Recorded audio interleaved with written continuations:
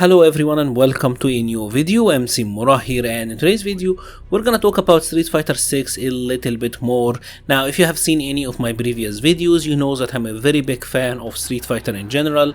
I am very excited for Street Fighter 6 and I'm really high on it and I think it looks fantastic. But I do have some worries regarding the game.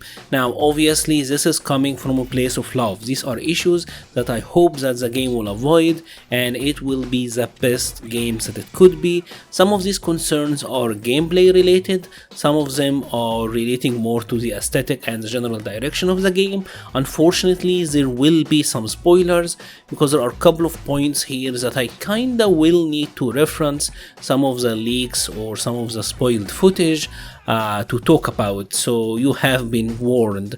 Let me start first with the gameplay related concern, and the first one for me is the separation of EX moves and the critical gauge. In my previous video I talked about the mechanics and I said that there is a super bar and obviously there are three levels of super, right? Level 1, level 2, level 3, and obviously the bar at the top, the drive gauge, that is what you use to use pretty much anything else, the focus attacks, the parry, and the EX moves, the V reversal, and all of that. So if you notice what I just said, the critical gauge is only used for supers. Now if you've seen any of the game's footage, you know that the supers in this game seems to be very cinematic and actually very lengthy. And I am personally not a fan of the super gauge being dedicated for just the supers, and I know that this seems to be a game design and we'll have to see how it play out, but I do have a little bit of concern that maybe the cinematics would be too long and they would happen far too often. If there is a focus for Capcom to highlight these great cinematics and make them very viable in competitive gameplay, something that we kinda saw in Mortal Kombat 11 with the fatal blows, where you were seeing the fatal blows in every single match, I feel like this could be an issue for the game space. Obviously we don't know much about it yet, but we will have to wait and see. It's just a little concern that I have regarding the meter system in this game. And speaking of the meter system, the following point will contain spoilers, and you have been warned, because here we're gonna take a look at Cammy's new super. Yes, Cammy's in the game and they are showing her in her amazing default costume, so we are good on that front. But something that you will have to take into consideration and take a really good look at is when Cammy hit her opponent with her super, it took away her drive gauge, right?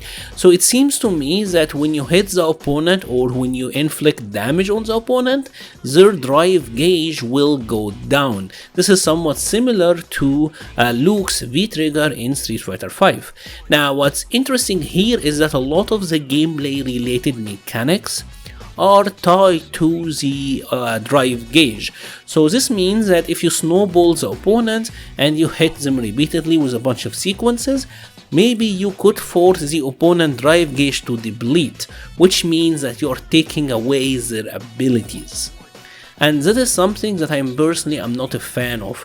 I don't like having control effects, right? If you're someone who, for example, played a lot of shooters, played a game like Overwatch, no one liked the excessive CCs, right? The excessive crown control feature, yeah, no one was a fan of that. So if you're able to hit the opponent and if you are snowballing them, which actually is very common in Street Fighter 5, you're pretty much taking away their V reversal, taking away their parry, taking away their focus, and even the EX meter that they can use for their comeback. And I feel like this could actually make the game very snowbally. One thing that they said is the focus attack will actually cause stun and a wall splat if the opponent is out of drive gauge. So being out of drive gauge seems to be very dangerous. They are calling it burnout state. That seems to be very dangerous. It is something that had me a little bit worried. Obviously they are gonna fine tune it, but the way it sounds right now is a little bit concerning. Now my two other concerns have more to do with the general direction of the game. Immediately after the trailer dropped, one of my closest friends, and he is a local fighting game player, he told me that he feels like the characters are too westernized, and I understand that the majority of my audience are from the West. I'm obviously from the Middle East, and then there's the Far East, so I'm kind of more attached towards the Eastern designs on the characters, right? And for Street Fighter, one of the biggest charms of the game was its design, its Japanese roots. My friend is worried that maybe they will alienate the base audience, the original guys who liked Street Fighter, and the goofy charm in a way of the Street Fighter brand, because there are some things in Street Fighter 4 and 5 and obviously all of the others that you really wouldn't find anywhere else. And I do get where he's coming from. Yes, the characters do have a lot more Western design, and I'm not sure about the tone of the game. Seems like it's a lot more serious than the previous Street Fighters, which was a little bit more lighthearted. But I guess we'll have to wait and see on that one. None of the characters they showed so far have what you can call a comedic relief, or like a comedic relief or comedic aspect to them. None of them are comic reliefs. I guess we'll have to wait and see characters like Zangief, like Blanca, Honda, maybe even D. Oh my god, I almost spoiled you. But yeah, I guess we'll have to wait and see some of the other characters to see like how this will pan out. But obviously, speaking of the roster, since I started talking about what is coming next, is a massive spoiler, which it is the roster. Because the roster in this game is something that me personally feel very conflicted about. Obviously, what's going on here is that Capcom seems to have opted for a new generation style of roster, right? They want to add a lot of new characters, and first of all, I am very glad by the number of the characters of the initial roster, because assuming that what was leaked was correct, and assuming that this is a base roster, we're talking about, I think, 24 characters, which is very decent. I think that's a really good number for a starting roster, and that is very satisfying for me. Now the main issue comes in terms of who did they decide to bring back. Now, like I said, they wanted a new generation, so I think we got like 8 new characters. If you include Luke with them, that is like 8 new characters, and that's totally fine. But seems like the rest of the 16 remaining characters are very Street Fighter 2 focused.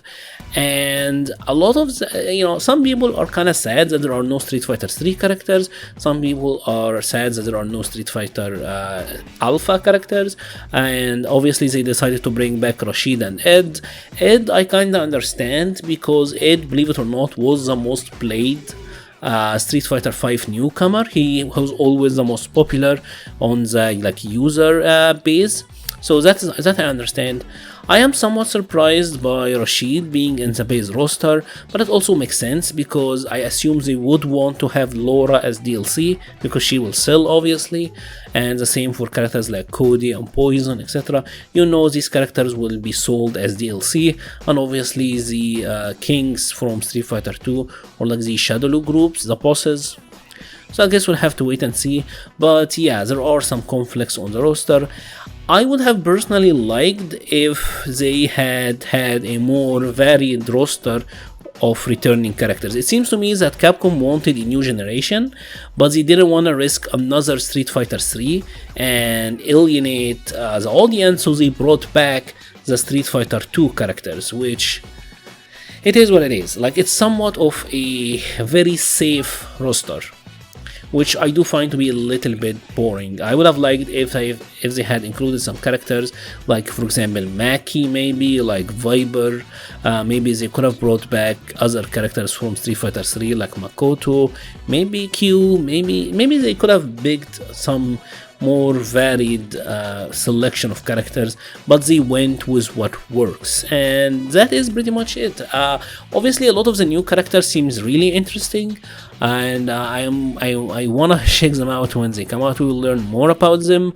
So far, I think Luke looks fantastic. Jamie, I don't mind at all, and yeah, I guess we'll have to wait and see. Obviously, I wish that this game would come out to be great. Let me know your thoughts about everything I just talked about in the comments below. Do you think any of these are valid concerns, or do you think maybe it's non-issues and we're gonna have to wait and see? Obviously, with the gameplay related concerns, I think we're gonna have to wait and see on those.